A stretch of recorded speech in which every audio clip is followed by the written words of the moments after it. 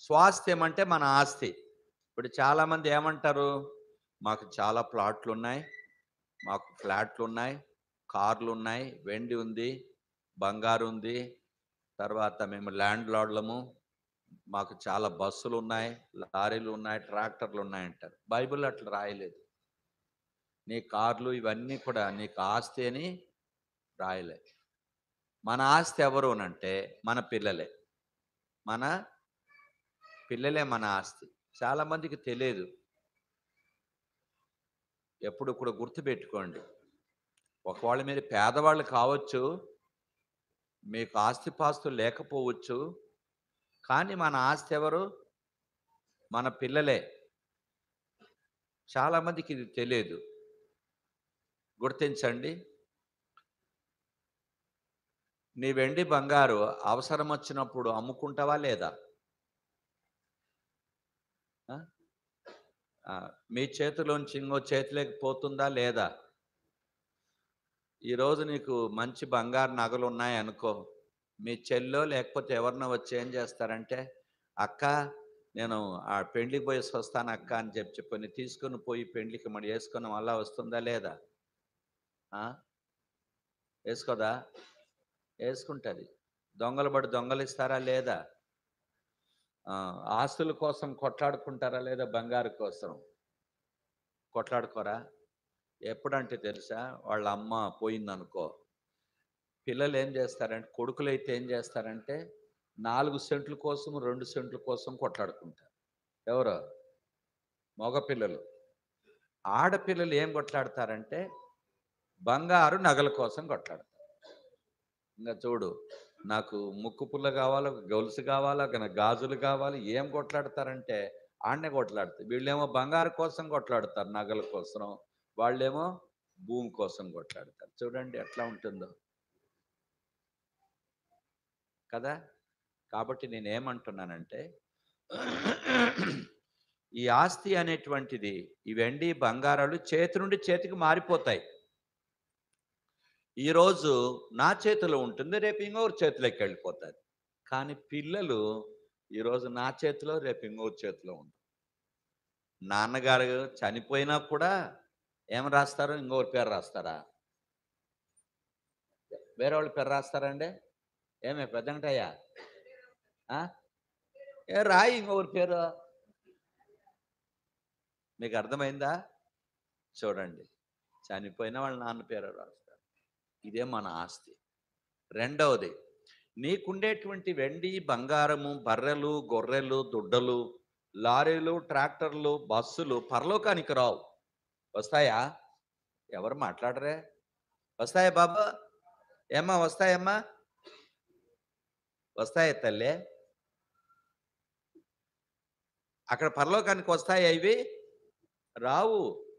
అర్థమైందా నేను చెప్పింది? కానీ మన పిల్లలే వస్తారక్కడికి. ఎంత గొప్ప ధన్యత దేవుడిచ్చాడో చూడండి. మీకు తెలుసో తెలియదో, ఇటీవల ఒక ఆమె చనిపోయిందిగా. ప్రపంచంలో పేరు పొందిన మహారాణి. ఎవరామె? ఎలిజబెత్ కదా! 2 ఆమె యాత్ర ముగించింది కదా! ఆమె యొక్క చావుకట 70,00,00,000 ఖర్చు పెట్టారు. 12 రోజులు ఖర్చు. ఎంత? 70,00,00,000 12 రోజులకి. అర్థమైందా? ఆమె జీవించిన జీవిత కాలము 96 సంవత్సరాలు. 96 సంవత్సరాలు.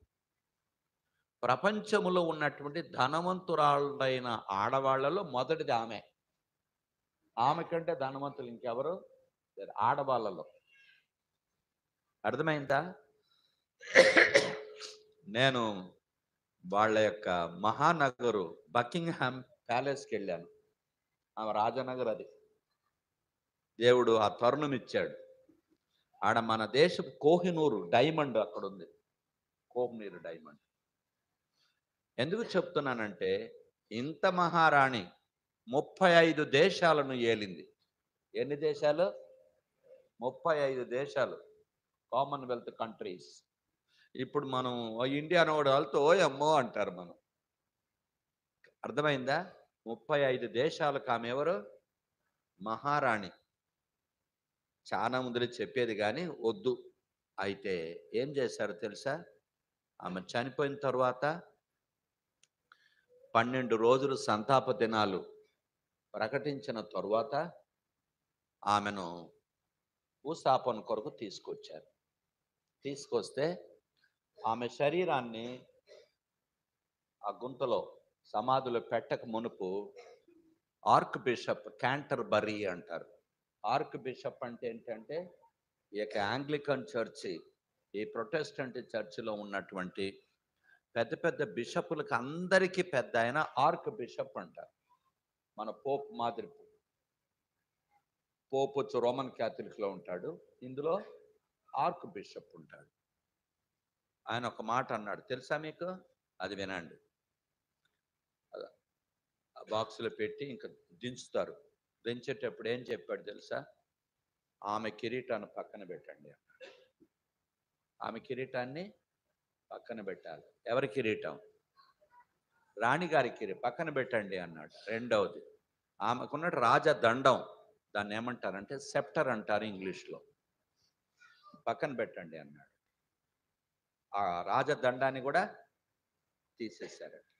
తర్వాత రాడ్ అని ఉంటుంది, దాన్ని మనం ఏంటంటే ఒక కర్ర అంటాము, కానీ ఆ కర్ర దేనికోసం అంటే ప్రజలను పరిపాలించడానికి. ఆ దుడ్డు కర్ర అని అంటాం మనం. ఈ కాపరి అనేటువంటి వాడు గొర్రెలను కాసేటప్పుడు ఏం చేస్తాడు? ఆ దుడ్డు కర్ర వాడతాడు. ఎందుకు దుడ్డు కర్ర అనంటే తెలుసా? దుడ్డు కర్ర దేనికోసం అని చెప్పనంటే, తోడేళ్ళు ఏమన్నా వచ్చినా వేరేటి వచ్చినా ఈ దుడ్డు కర్ర చేసి ఇసురుతాడు. దేన్ని కాపాడటానికి? గొర్రెలు కాపాడటానికి. అలాగున ఈ ప్రజలందరినీ కూడా కాపాడుటకు ఆ కర్ర గుర్తన్నమాట. పక్కన పెట్టండి. తర్వాత ఈమె రాణి కాదు అన్నాడట. ఏం కాదు? ఆమె రాణి కాదా? మాట్లాడరే. రాణి కదా, కానీ రాణి కాదు, she is only a sister అన్న. ఆమె ఒక సిస్టర్ అంతే. ఎందుకంటారా? ఒంటరిగా వచ్చింది.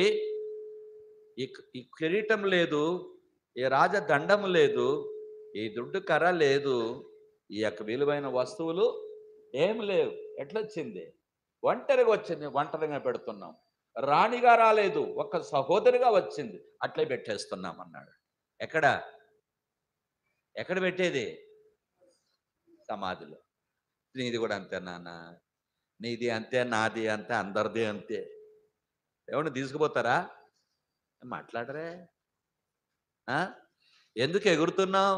నాకు ఇంతుంది ఇంతుంది ఇంతుంది ఇంతుంది అని ఎగురుతున్నారు ఒకడొకడు కదా.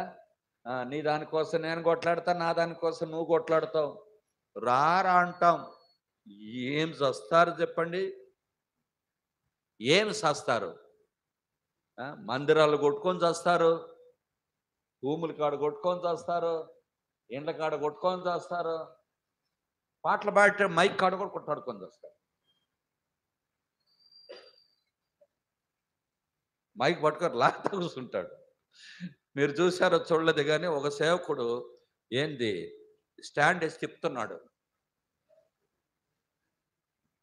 తిప్పలేదా? నవ్వుతున్నాడు చూడు దేవుని సేవకుడు. తిప్పాడా లేదా? తిప్పాడు. ఇట్టడే రాని ఎవరు? సేవకుడే బాబు. గుర్తుపెట్టుకోండి. ఎందుకు నాయన ఈ గొడవ అంతా? నేనేం చెప్తున్నాను తెలుసా మీకు? మన ఆస్తి ఈ వస్తువులు, వాహనాలు, వెండి, బంగారు, ఇళ్ళు, వాకిళ్ళు కాదు నాన్న. ఎవరు మన ఆస్తి? మన పిల్లలే మన ఆస్తి. ఎంతో గొప్ప ధన్యత చూడండి. చాలా మందికి తెలియదు. అందుకని ముస్లిమ్స్ చూడండి, ఒక్కొక్కరికి 20 మంది, 30 మంది, 15 మంది, 12 మంది ఉంటారు వాళ్ళకి పిల్లలు. మనకు మనకు 1 ముద్దు, 2 హద్దు, 3 వద్దు, 4 గుద్దు. సిగ్గులేదురా నీకు? మరి సిగ్గులేనోడా? ఎవరు జాగ్తారు సార్ అన్నాడు నాతో ఒకడు. నిన్నెవడు జాగ్తాడు రా అన్న. నన్ను దేవుడే అన్నాడు. మరి ఆయన కూడా ఇచ్చినోడు ఆయనే దేవుతాడా? నారు పోసినోడు నీరు కూడా పోస్తాడయ్యా. ఏం మాట్లాడుతున్నావు నువ్వు సన్యాసిగా? కూర్చో నాన్న. కాబట్టి మన ఆస్తి ఎవరు చెప్పండి? పిల్లలే. కింద చాలా ఉన్నాయి కానీ అవన్నీ ఇప్పుడు చెప్పేదానికి సమయం లేదు. రెండవది అక్కడ బహుమానం అంటాడు. రెండవది ఏంటి? చదువు, త్వరగా చదువు. చూడండి చూస్తే రెండవది అంట బహుమానం అంట. బహుమానం ఎవరికి ఇస్తారు బాబా? బహుమానం ఎవరికి ఇస్తారు బాబా? ఓడిపోయినానికి కదా. మరి ఏం మాట్లాడతారు? గెలిచినోనికే ఇచ్చేది ఏదే. కాబట్టి మన జీవితంలో మన పిల్లలే మన గెలుపుకు, మన విజయానికి కారణం కదా. నేను చాలా మంది నా దగ్గరికి ఏడ్చుకుంటా వస్తారు. పెండ్లి అయింది బ్రదర్, 14 ఏండ్లు అయింది, 7 ఏండ్లు అయింది, ఇంకా ఏం లేదు పిల్ల. భర్తరా ఎందుకు రావయ్యా నేనంటే విశ్వాసం బ్రదర్ అన్నాడు. నేను అన్నాను కోవిడ్ వచ్చిన మందులు వాడినామంటే చచ్చిపోతా ఉంటే ఆసుపత్రులు వేస్తే 5 లక్షలు అయింది అన్నాడు. అక్కడ ఎందుకు పోయినవరా అన్న? ఎందుకు పోయినావు కోవిడ్ వచ్చిన అక్కడికి అన్న? ఏ సన్యాసిగా ఏం మాట్లాడుతున్నావు?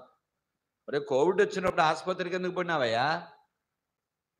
కాబట్టి నీ రోగానికి శరీరంలో బలహీనతలు ఉంటాయి, వెళ్ళండి బాబు అన్న. పోతే వాళ్ళు ఏమన్నారంటే అసలు రోగం వానికే ఉందట. ఏం రోగం? మీకు అర్థం కాలే. మా సంజీవులు చెప్తాడు. అర్థమైంది కదా నాన్న? కూర్చుబీనాయి అందరు, లోపల ఏం లేదు. తప్పు ఎవరిది ఇప్పుడు?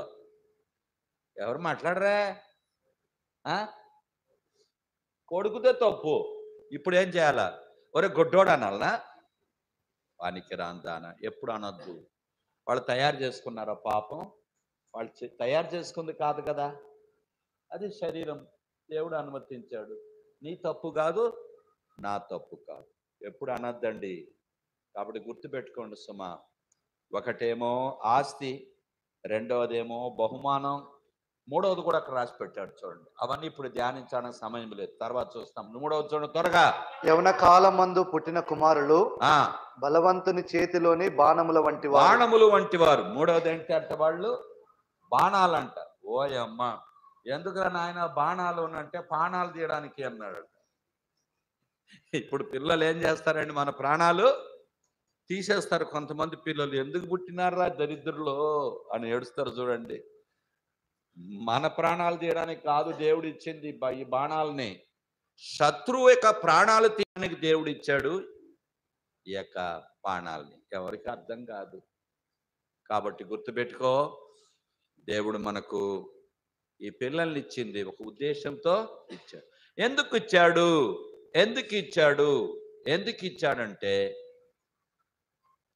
గుర్తించుకోండి, మనకు ప్రాముఖ్యమైన ఒక పని ఉంది. ఒక పని ఉంది మనకు. చూడండి 16వ అధ్యాయం 4వ వచనం త్వరగా. సామెతల గ్రంథం 16వ అధ్యాయం 4వ వచనం. ఆ తర్వాత 8వ అధ్యాయం 18వ వచనము యెషయా గ్రంథం చూడండి. యెహోవా ప్రతి వస్తువును దాని పని నిమిత్తం కలుగజేసెను. దాని పని నిమిత్తము కలుగజేసెను. చాలు, ఒక పని ఉంది. మీకు అర్థమైందా? ఇప్పుడు ప్రతి వస్తువుకి ఏముంది? దీనికి ఏం పని ఉంది? శబ్దాన్ని కళ్ళజోళ్ళకి ఏం పని ఉంది? చూడటానికి. పెన్నకి ఏం పని ఉంది? రాయటానికి. కుర్చీకి ఏం పని ఉంది? కూర్చోవడానికి. బట్టలకి ఏం పని ఉంది? ధరించడానికి కదమ్మా. ఇల్లుకి ఏం పని ఉంది? త్వరగా చెప్పండి. కాపురం చేయడానికి, ఉండడానికి కదా. ఉండడానికి. బర్రెకి ఏం పని ఉంది? పాలు ఇవ్వటానికి కదా. మోటార్ బైక్ పని ఏమిటి? మాట్లాడరే. దువ్వెనకి ఏం పని ఉంది? దూసుకోవడానికి. పళ్ళుకి ఏం పని ఉన్నాయి? మనుషులు కొరకడానికే. ఎందుకు పెట్టింది పళ్ళు? తిని సావమని చెప్పండి, మనుషులు కొరుకుతావు కదా. మీకు అర్థమైందా? ఇప్పుడు చెప్పండి, పని లేని వస్తువు ఏదుందో ఒక్కడు చెప్పండి నాకు. ఈ పని లేదు అనేటువంటి ఒక వస్తువు చెప్పండి ఎవరైనా. ఒకడు అన్నాడు, ఆ గడ్డి ఎందుకు సార్ అన్నాడు. రే, ఆ గడ్డి లేకపోతే పశువులు లేవరా, ఆ పశువులే లేకపోతే నీకు పాలే లేవురా, నీకు మాంసమే లేదురా అని. అవేనా తినేది? మరి అవి తింటేనే కదా ఈ పశువులు పిలుస్తాయి. గుర్తుపెట్టుకో ఎంత ప్రాముఖ్యమైందో. అర్థమైందా నేను చెప్పడం? ఎవ్వరు కూడా వ్యర్థము పనికిరానోడు అనొద్దండి. కుంటోడు కూడా అవసరం, గుడ్డోడు కూడా అవసరం. నన్ను అడిగితే ఇస్కరియోతు యూదా కూడా అవసరం. దినాలు దేవుడు నేర్పించాడు నాకు. మందిరాల్లో ఇస్కరియోతు యూదాలను పెట్టి ఉంటాడు. తర్వాత ఎవరిని పెడతాడు దేవుడు? నెబుకద్నెజరులు పెడతాడు దేవుడు. దేవుడేమో అన్యాయస్తుడు కాదు. మనం అనుకుంటూ వాడు దొంగోడు అంటాం. ఏం లేదు, వాడు ఉండాలి. ఈరోజు నేను గుండె నొప్పి నాకు ఎందుకు రాలేదంటే దేవుడు అనుమతించాడు వీళ్ళందరినీ అని నేను మంచిగా తీసుకున్నా. లేకుంటే నా గుండెకి ఇప్పటికి వెళ్ళిపోయి మట్టి అయిపోయింది. కాబట్టి అన్నగారు అందరూ దేవుడు పెట్టాడు. భక్తులందరినీ నా ముందు ప్రైజ్ ది లార్డ్ అంటారు, వెనకాల దొంగ కొడుకులు. మనం ఏం చేస్తాం వాళ్ళని? మనమేమో అనడానికి వీల్లేదు. ప్రభు పెడతాడు. ప్రతి ఒక్కరిని దేవుడు పెట్టాడు. ఇదొక్కడు గుర్తుపెట్టుకోండి. అర్థమైందా నేను చెప్పడం? అలాగైతే ఇప్పుడు ఒక పని ఉంది మనకు కూడా ఒక పని ఉంది కదా. మనుషులకు ఒక పని ఉంది. ఏంటినంటే ప్రపంచమంతటిని దేవుడు మనకిచ్చాడు. సృష్టిలో ఉండే సమస్తం, సూర్య చంద్ర నక్షత్రములు, ఆకాశం మహాకాశములు కాదు, భూమి దాని క్రింద జలచరములు, ఇవన్నీ కూడా మనకి సేవ చేయాలి. మనకే సేవ. గుర్తుపెట్టుకోండి. మనమెవరికి అని అంటే మనం దేవునికి సేవ చేయాలి. మనం ఎవరికి సేవ చేయాలా? అర్థమైంది వెంకటయ్య? మనం ఎవరికి సేవ చేయాలి? అందుకనే చూడండి 24వ అధ్యాయం 15వ వచనం. ఇది అలాగే పెట్టుకో. 8:10 24:15 యెహోషువ గ్రంథం. త్వరగా లేట్ అయిపోతుంది. ఏంటి మన జీవితంలో ఎవరి కోసం బతుకుతున్నావు బాబు నువ్వు? యెహోవాను సేవించుట మీ దృష్టికి కీడని తోచిన ఎడల మీరు ఎవరిని సేవించెదరో నది అద్దరిని మీ పితరులు సేవించిన దేవతలను సేవించెదరో ఆ దేవతలనే మనం సేవిస్తారా? అమోరీయుల దేశమున మీరు నివసించుచున్నారే, వారి దేవతలను సేవించెదరో నేడు మీరు కోరుకొనుడి. మీరెవరిని సేవింప కోరుకొనినను నేనును నా ఇంటి వారును యెహోవాను సేవించెదమనెను. చూసారా? ఎందుకంటే ఏం చేయాలా? యెహోవాను సేవించాలి. అది మనకు దేవుడిచ్చింది. మొట్టమొదటిగా నీవు నేను ఆ దేవుని సేవించాలి. అది దేవుడు ఇచ్చినటువంటి ఆధిక్యత. గుర్తుపెట్టుకోండి. లోకంలో ఉండే వాటి పనంతా ఏంటంటే మనకు సేవ చేయడానికి. మనం ఎవరికి సేవ చేయాలి? దేవునికి సేవ చేయాలి. గుర్తుపెట్టుకోండి మిత్రమా, మనము దేవునికి సేవ చేయాలి. అంటే సేవ చేయాలంటే బైబిల్ ఒకటి సంకలో పెట్టుకొని, బైబిల్ బ్యాగ్ ఒకటి వేసుకొని, ఎందుకంటే ఎవరిని ఇచ్చినవన్నీ ఎందుకు వేసుకోవడానికి. అది కాదు. ఈ దినాల్లో చూడండి, కడుపే దేవుడు అంతే అయిపోయి. దినాల్లో చాలామంది అలాంటివి ఉన్నాయి. మనం తీర్పు తెచ్చేది మన వంతు కాదు. కానీ నువ్వు దేనికోసం బ్రతుకున్నా? అయ్యా కోటి విద్యలు కూడి కొరకట, కాబట్టి నేను కూటి కోసం అయ్యా అంటారు. అట్లా కాదు నాన్న, కూటి కొరకు కాదు. మనం ఎవరి కోసం? దేవుని కోసం. ఒకదినం పరలోకానికి వెళ్ళినప్పుడు నీ రంగు నా రంగు అన్నీ బయటపడతాయి. ఎందుకు కంగారు పడాలి మనం? కాబట్టి నువ్వు ఎవరి కోసం బతుకుతున్నావు? నువ్వెవరి కోసం అంటే నువ్వేమంటావు? నువ్వు ఎవరి కోసం బతుకున్నావు అంటే నా మగుని కోసం అంది ఒక ఆమె. ఇంకొక ఆమె నువ్వు ఎవరి అంటే నా పిల్లల కోసం అన్నది. వాళ్ళ కోసమా మన బ్రతికేది? పిచ్చోడా, ఎవరి కోసం నువ్వు బ్రతికేది? చూడండి 14వ అధ్యాయం 7-8 వచనాలు. రోమా త్వరగా 14, 7, 8. మన జీవితంలో ఎప్పుడు కూడా దేనికోసం బ్రతికేది? ఏది తీసుకుపోతాం చెప్పండి? మనలో ఎవడును తన కోసమే బ్రతకడు, ఎవడును తన కోసమే చనిపోడు. మనము బ్రతికినను ప్రభు కోసమే బ్రతుకుచున్నాము, చనిపోయినను ప్రభు కోసమే చనిపోవచ్చున్నాము. కాబట్టి నేను బ్రతికేది నా భార్య కోసం, నా పిల్లల కోసం కాదు. గుర్తుపెట్టుకోండి. ఐ డోంట్ కేర్ ఫర్ అందుకే మా కొడుకు చచ్చిపోయిన కన్నీళ్ళు ఏం కార్చలేదు నేను. ఉండేవాళ్ళు ఎవరి పోయినా కార్చే అవసరం లేదు. ఎందుకంటే ఇచ్చింది ఆయన, అనుమతించింది ఆయన. దాని నుంచి పెద్ద కంగారేముంది? ఏడిస్తే తప్పు ననలే, అవసరం లేదు. వాట్ బ్లెస్సెడ్ ప్లేస్, ధన్యకరమైన స్థలం అంతే. అందుకనే చాలా కాలం బతికేదంటే కొద్ది కాలం బతికి మంచిది. ఎక్కువ కాలం బతికి ఏమవుతుంది తెలుసా మీకు? ఎక్కువ కాలం బతికి చిట్ట పెద్దగా ఉంటుంది. మీకు అర్థం కాలే? అర్థమైందా లేదా మీకు? లెక్క పెద్ద లెక్క. ఒరేయ్, నీకు 70 ఏళ్ళు ఇచ్చినానరా, ఏమేం చేసినావు నువ్వు దొంగోడా? ఏ ఊరికి వెళ్ళావు? ఎన్ని దొంగ లెక్కలు రాశావు? ఎంత మోసం చేశావు? ఎంత శరీరంతో బ్రతికాను? యుక్తిపరుడా, వేషధారి, అబద్ధికుడా, మోసగాడా, అన్నీ రాస్తాడు లెక్క. అదే 2 రోజులు బతికినామనుకో మన చిట్టి చిన్నది. ఎంత మంచిది. అర్థమైందా? చాలా మంది బైబిల్ ఏమంటది? అధిక బలం ఉన్న ఎడల 70 లేక 80, కానీ దాని వైభవం అంతా ఆయాసమే. అందుకే బతకాలి, ఆయాసం దుఃఖం కోసమా. ఎంత తొందరగా పోతాం అక్కడికి వెళ్తాం. ఇదన్నాళ్ళు చాలా మంది అంటారు చాలా కాలం బతకాలంటే. ఏ పిచ్చోడా, ఊరుక, ఎవడు చెప్పాడు నీకు? ఒకవేళ మనం బ్రతికితే దేవుని కోసమే బ్రతకాలి.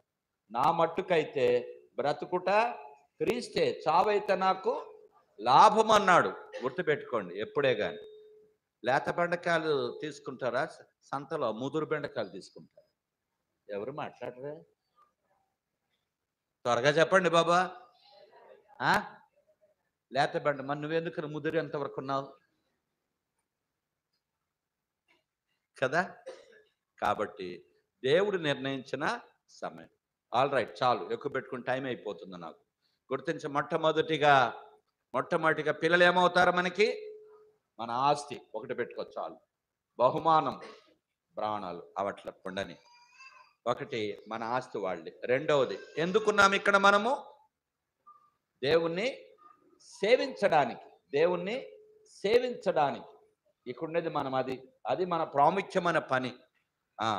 అందుకని 8వ అధ్యాయం 18వ వచనం ఇంకా చక్కగా చెప్తాడు చూడండి.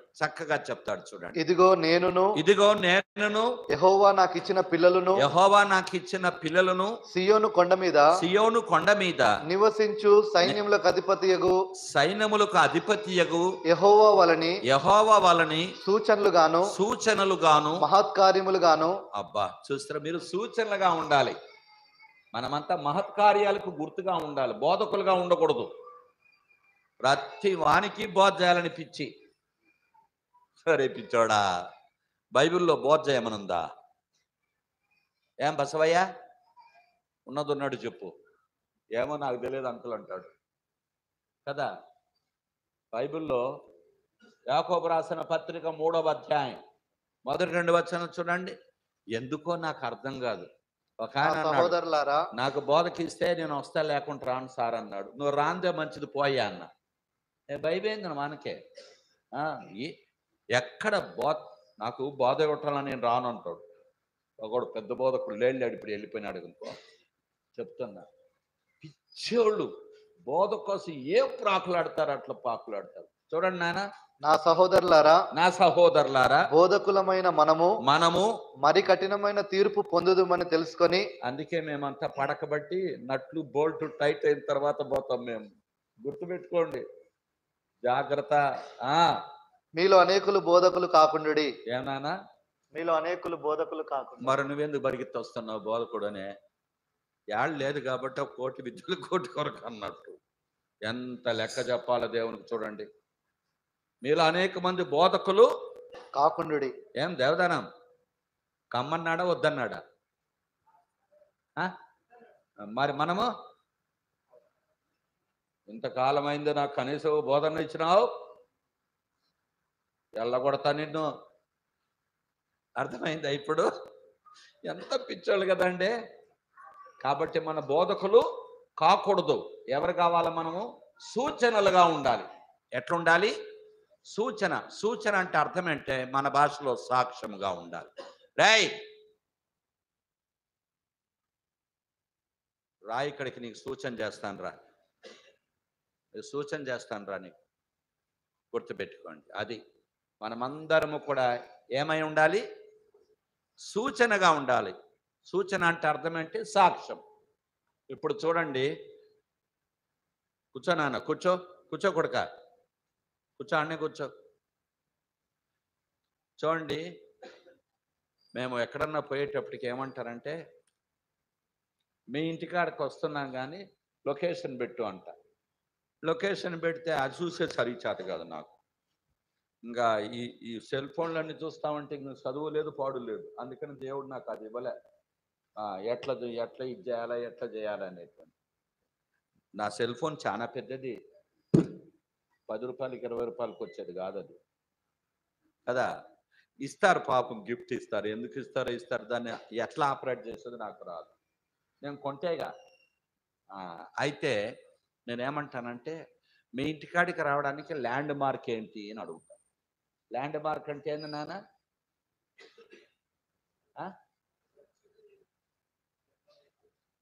గుర్తు, గుర్తు కదా.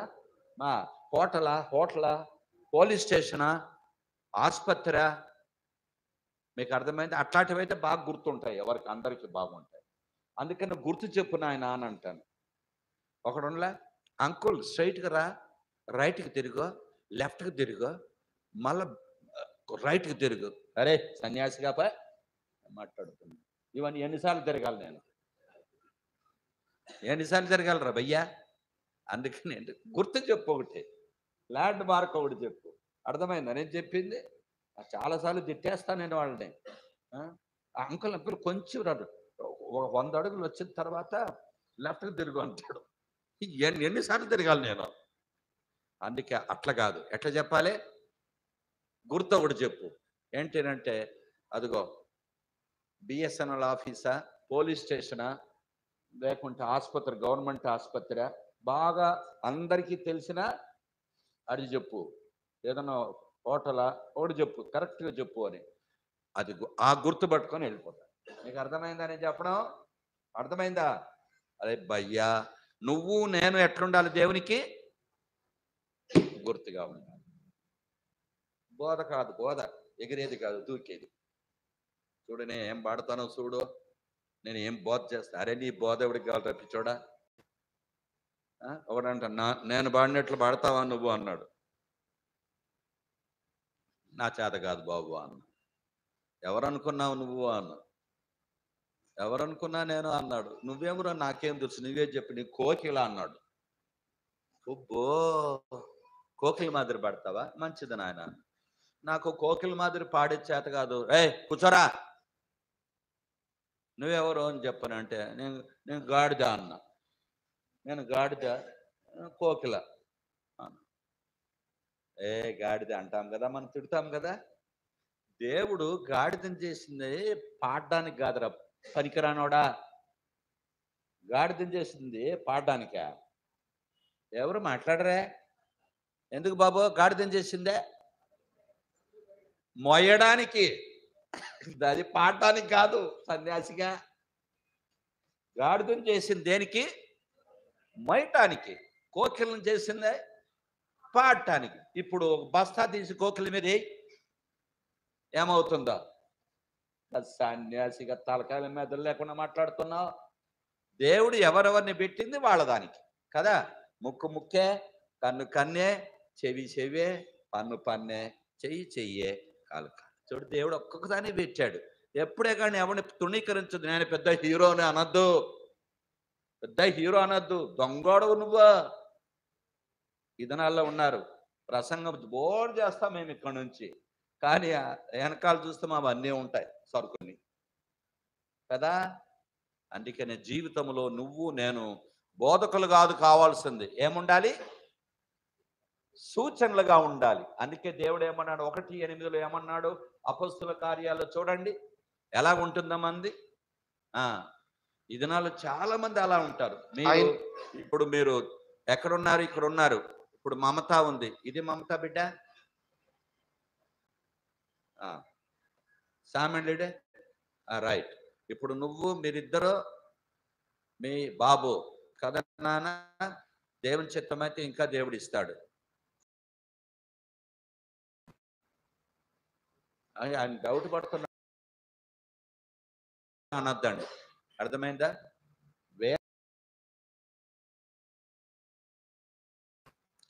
కానీ పిల్లలను కొనుక్కోలేదు. నాకు 50 సంవత్సరాలు అయిన తర్వాత పిల్లల విలువ తెలిసింది. 50 సంవత్సరాల వయసు వరకు పిల్లల్ని వాయించి పడేసామని తెలుసా మీకు? నా శబ్దం వింటేను ఒంటెలు పోసుకోవాలి. మీకు అందరికీ తెలుసు. ఆ శబ్దానికే గిలిపోతారు. అట్లా చేసేవాడిని. పందులుగా అన్నట్టుగా అంటారు అనేవాడిని నేను.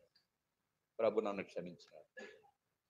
అదే బైబిల్ ఏమంటాడు? అంబుల పొదిని నింపుకొని వాడు ధన్యుడు అన్న రాయబడింది కదండి. నింపుకోవాలి పిల్లలతో. అదే 1వ అధ్యాయం 28వ వచనంలో ఆది కాండంలో ఏమంటాడు?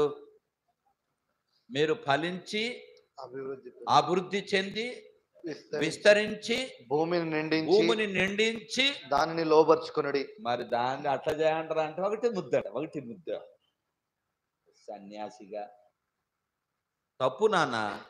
ఒకటి ముద్దును ఒకరినే పెట్టుకున్నాడు.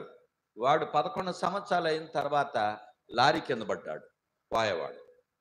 పోతే వాళ్ళ తల్లిదండ్రులకు గుండె జబ్బు వచ్చేసింది. ఒకటే ఒకటి ఉండే, నిన్నెవడో కూడా పెట్టుకోమన్నాడా? ఒకటి చాలంట. అందుకని ఇప్పుడు చాలు అయిపోయింది, పో అన్నా. ఎప్పుడే కానీ దేవుడిచ్చిన పిల్లలను వద్దు అనొద్దు. రెండవది, ఎప్పుడైతే పిల్లలు వద్దు అంటావో, ఆపరేషన్ చేసుకుంటావో, బర్రె బలిసినట్టు బలుస్తావు. ఇట్లా అడ్డం బలుస్తారు. చూడండి, మూడవదే మోకాళ్ళ నొప్పులు. కూర్చుంటే లెగలేరు, లేస్తే కూర్చోలేరు. ఎందుకంటే ఆ జాయింట్ పెయిన్స్ అన్నీ వచ్చేస్తాయి. దేవుడిచ్చినటువంటి ఆ సహజమైనటువంటి విధానములో మనం వెళ్ళాలి. గుర్తుపెట్టుకోండి. ఎప్పుడే కానీ సాల్లే అనద్దు. నువ్వు వదిలిపెట్టు, దేవుడు చూసుకుంటాడు. నువ్వేందుకు చూసాడు? ఆఫ్టర్ ఆల్ దిక్కులేని వారికి నువ్వు చచ్చిపోతే ఏమైందే? ఇంకా బాగా బతుకుతారు వాళ్ళు. ఎవరో చెప్పరే మీకు ఇప్పుడు. అంటే మమ్మల్ని చచ్చిపోమంటామంటారేమో. నేను చెప్తాను, దిక్కులేని వారికి దేవుడే దిక్కు, వారికి దయ్యమే దిక్కు. నీకు ఆస్తి బాగుందిగా, అన్నీ ఉన్నాయిగా, తప్పు. అందుకని గుర్తుపెట్టుకోండి, మన జీవితంలో నేనేమంటున్నానంటే, పిల్లల్ని దేవుడు ఇచ్చినప్పుడు వద్దు అనే మాట అనద్దు. నీకు తెలుసు, అవన్నీ చెప్పాలని నాకు సమయం కాదు. కానీ ఇప్పుడు మొదటి తలంపు ఏంటంటే, పిల్లలే మన ఆస్తి. ఇది మొదటి తలంపు. రెండవది, ఎందుకొరకు ఇచ్చాడు దేవుడు పిల్లల్ని అంటే సూచనలుగా. అంటే అర్థం ఏంటి? సాక్షులుగా. 1:8 అపోస్తల త్వరగా. ఆయనను పరిశుద్ధాత్మ మీ మీదికి వచ్చినప్పుడు మీరు శక్తి నొందెదరు గనుక మీరు యెరూషలేములోను యూదయ సమరయ దేశములంతటను భూదిగంతముల వరకును నాకు సాక్షులై ఉందిరని వారితో చెప్పాను. సాక్షిగా ఉంటా సన్యాసి. నీ సాక్ష్యం ఏముందో చూడు. ఏముంది నీ సాక్ష్యం? అప్పు చేస్తే మళ్ళీ ఇవ్వనేవం, చెప్పుకోబో అంటాడు ఒకడు. అప్పు తీసుకునేటప్పుడు నీకు దండం నీ పాన్సాన్ అంటాడు. ఆ తర్వాత కొన్ని రోజులు నువ్వెవడరా నువ్వు అంటావు. అయిపోయి నీ సాక్ష్యం ఏముంది నాన్న?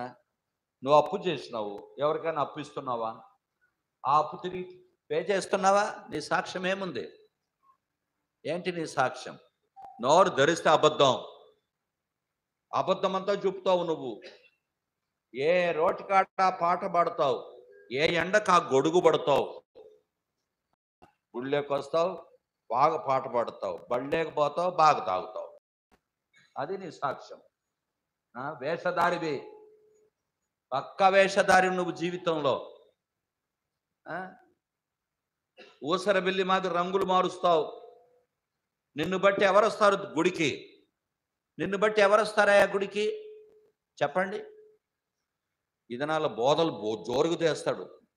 ఎంత బోధలు అంటే అట్లా చేస్తారు. కొంతమంది ఉన్నారు, నేను ఎరుగుదును, అప్పులు చేశారు, లక్షలు చేసి పెట్టినారు. మళ్ళా ప్రసంగం ఏమి ఎగురు చేస్తారు. చెల్లె చేస్తుంది, తమ్ముడు చేస్తాడు, అక్క చేస్తాడు, అన్నీ చేసి ఏం లాభమయ్యా? సాక్ష్యమే లేకపోతే ఏం ప్రయోజనం? ఏం ప్రయోజనం చెప్పు? కాబట్టి నువ్వు నేను ఏమై ఉండాలి? సాక్షులుగా ఉండాలి. అర్థమైందా? ఇప్పుడు చూడండి 4వ అధ్యాయం యోహాను సువార్త 39 అనుకుంటాను, చూడండి. 4:39.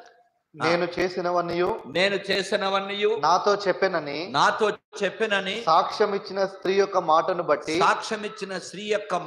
బట్టి ఆ ఊరిలోని సమరయులలో అనేకులు ఆయన యందు విశ్వాసం ఉంచిరి. చూసారా? ఒకే ఒక సమరయ స్త్రీ ఏం చెప్పిందమ్మా? ఆమె బైబిల్ అంతా బాగు చేయలేదు. ఆమె ఏం చేసింది? సాక్ష్యం ఇచ్చింది. అయ్యా చూడు, అదిగో నా రంగంతా చెప్పేశాడు, నా చరిత్ర అంతా చెప్పేశాడు, నాకు ఎంతమంది ఉన్నారు అది కూడా చెప్పేశాడు. బాబోయ్, నేను కుండ అక్కడ వదిలిపెట్టేశాను, ఆ సుకారనే బావి దగ్గర కుండ వదిలిపెట్టి వచ్చేసాను బాబు. ఏంటి ఆ కుండ? పాపపు కుండ. పాపపు కుండ అక్కడ వదిలిపెట్టి వచ్చానయ్యా నేను. చూడు, మీరు వచ్చి చూడండి, అని క్రీస్తు కాడేమో చూడండి. ఆ ఒక్క మాటను బట్టి ఆ ఊర్లో ఏంటండి, అనేక మంది సమరయులలో దేవునందు విశ్వాసించారు. నిన్ను బట్టి ఎవడన్నా ఏంది బాబా, ఎందుకయ్యా ఈ సాక్ష్యం? దొంగ సాక్ష్యాలు. బోధ కాదు మనకు కావాల్సింది. బోధ దేవుడిచ్చిన వారం, అది ఎవరన్నా చేసుకుంటారు మన కాబట్టి ప్రతి చోట మనం ఏమై ఉండాలి? సాక్షులుగా ఉండాలి. మీకు ఎన్నోసార్లు చెప్పాను, మళ్ళీ ఒకసారి కూడా చెప్తా. నేను సాక్ష్యం అనేటువంటిది ఎట్లుండాల? ఇటీవల ఒక బ్రదరు, ఆయన భార్య ఇద్దరు కలిసి అమెరికా నుంచి వచ్చారు. అమెరికా నుంచి వస్తే ల్యాప్టాప్, ట్యాబ్, ఒక సెల్లు 3 తీసుకున్నారు. ఇద్దరు కలిసి తెచ్చినారు. మన రాజీవ్ గాంధీ ఎయిర్పోర్ట్లో ఏం చేశారు తెలిసిన? ఈ కస్టమ్స్ ఉంటాయి కదా, వాళ్ళు అది చూసి ఆపేశారు. ఆపేసి కిందికి తీసుకుపోయినారు. ఇద్దరిని, భార్యాభర్తని కిందికి తీసుకెళ్ళి పైసలు కట్టు అన్నారు. ఎందుకు కట్టాలా నేను అన్నాను. ఇది చాలా విలువైనవి. ఏది? ల్యాప్టాప్ మ్యాక్స్, కొన్ని లక్షలు అవుతుంది. ఈ 1,00,000 పైన ఉంది, ఇది 1,00,000 పైన ఉంది, దీనికి ఇంత కట్టాలి మీరు డబ్బులు. ఎంత 1,00,000 పైన ఉన్నా సార్, మేము ఎప్పుడు వచ్చేవాళ్ళం పోయేవాళ్ళము, కాబట్టి 3 వస్తువులు తీసుకుంటే మేమేం కట్టనవసరం లేదు, మాకు కూడా తెలుసండి అన్నాడు. అదంతా లేదా కడతారా లేకపోతే పెట్టేసిపోతారా అన్నాడు. నేను ఫోన్ చేశాను, ఎందుకంటే నేను అమెరికాకి వెళ్ళినప్పుడు నన్ను మొట్టమొదటి ఎయిర్పోర్ట్ కాడికి వచ్చి తీసుకుపోతారు పాపం బిడ్డలు వాళ్ళు. అలాంటి వాళ్ళు వచ్చినారు కదా అని చెప్పిన నేను పోయినాను వాడు తీసుకురావడానికి అని చెప్పిన వెళితే ఫోన్ చేస్తే, అన్న మమ్మల్ని కస్టమ్స్ వాళ్ళు కిందికి తీసుకుపోయినారు. ఏం వరి కాదు, గివ్ థ్యాంక్స్ అన్న. దేవునికి వందనాలు చెప్పు, అంతే. ప్రార్థన చేయొద్దు, టెన్షన్ పడద్దు. నీ వయసు పెరిగిపోయింది, 60 సంవత్సరాల పైన ఉంది, టెన్షన్ వస్తుంది, పడద్దు నాన్న, వందనాలు చెప్పానన్నా, సమస్య ఏం లేదు, చెప్పేశాను, మనం నేర్చుకున్నదే కదా చెప్పేశాను అన్నాడు. మరి ఇప్పుడు ఏమంటే డబ్బు కట్టు అంటున్నాడు.